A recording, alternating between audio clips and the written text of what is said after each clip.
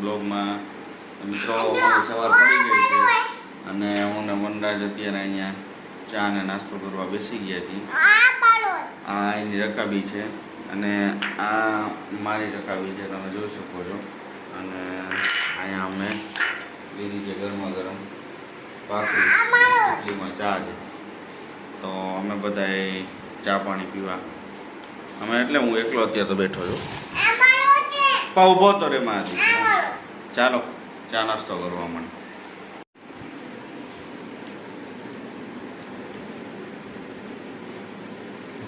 આપણો તો નાસ્તો ગાઈસ થઈ ગયો છે.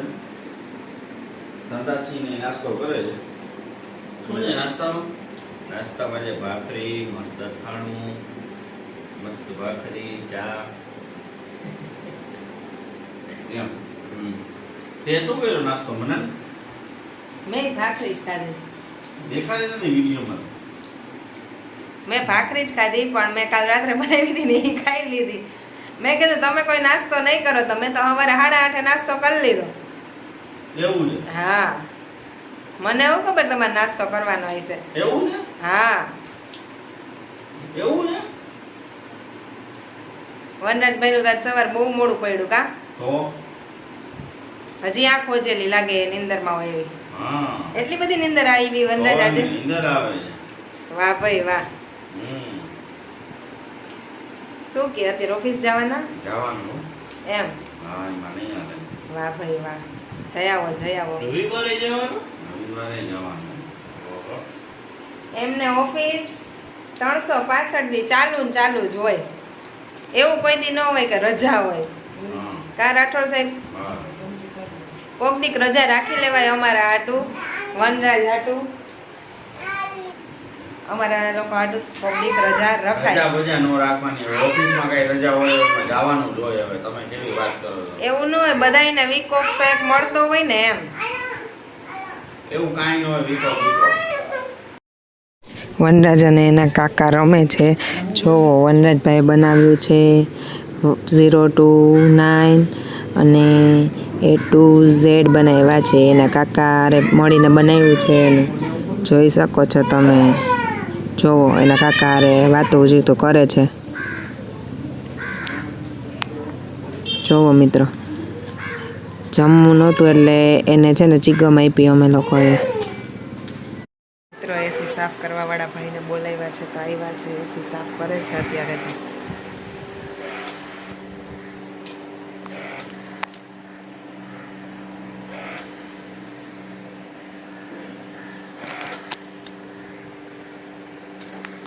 શું શું કેસ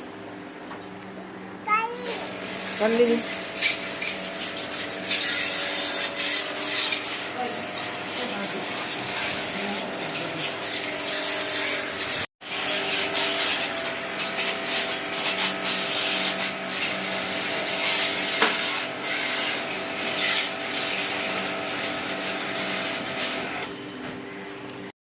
જુઓ મિત્રો,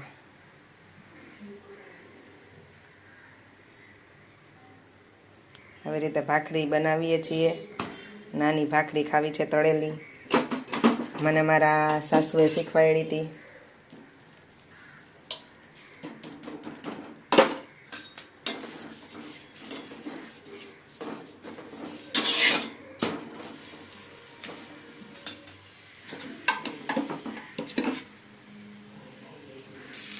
આખી ઘીથી તળવાની. એટલે બહુ મસ્ત ટેસ્ટી લાગે અને એકદમ ધીમા ગેસે કરવાની. એટલે ક્રિસ્પી ટાઈપ થોડીક થાય એમ, પોચી ન રહે. જોઈ શકો છો તમે. બસ હવે દહીં તીખારી બનાવવાની છે. આના પછી બનાવીને પછી બતાવું તમને. અને ઢોકળા બનાવવાના છે, તો એ બનાવું ત્યારે પણ બતાવું. ચાલો તમને પહેલાં મેં કીધું આ બનાવી લઉં એટલે આ પછી થઈ જાય આનું કામ પૂરું. પછી ઢોકળા તો ગરમ ગરમ ઉતારવા પડશે એટલે. મિત્રો જય દ્વારકાધીશ. આઈ હોપ તમે બધા મજામાં હશો. તો પાછો હું આવી ગયો છું આપનો હોસ્ટ એન્ડ દોસ્ત મિસ્ટર કુલદીપ તમને એન્ટરટેનમેન્ટ કરવા માટે પણ મિત્રો અત્યારે આપણે પહેલાં તો પેટ પૂજા બાકી સબ દૂજા.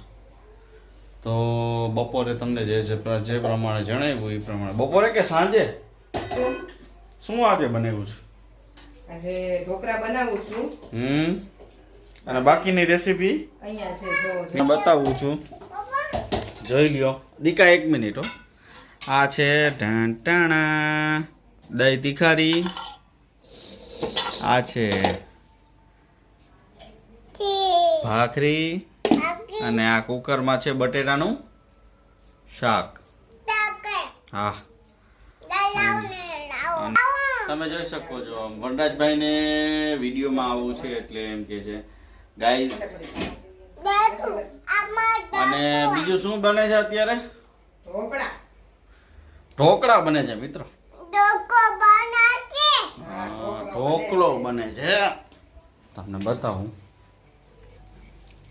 આવી કંઈક ડીશ છે ઢોકળાની. આ બેટર છે ઢોકળાનું. આ નાના નાના કપ કેક્સ બનશે આમાં ઢોકળાના, અને આ રીતનો મોટો કેક છે ઢોકળાનો. બરાબર ને? બરાબર.